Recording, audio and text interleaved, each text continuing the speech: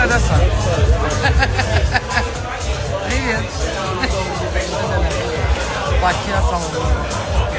Bakıya salamlar. Sana ekskluzif benden. Müğənni Roza Zərgərli və İlariz Məmmədoğlu Amerikada bir araya gəlib. Konsert üçün ABŞ-a gedən Roza orada yaşayan İlarizlə görüşüb. Onlar birlikdə çəkilən görüntüləri sosial şəbəkədə paylaşıblar. Qeyd edək ki, İlariz illər əvvəl Green Card qazanaraq ailəsi ilə Amerikaya köçüb. Tanınmış aparıcı Lalə Azərtaş Yaponiyaya səfər edib.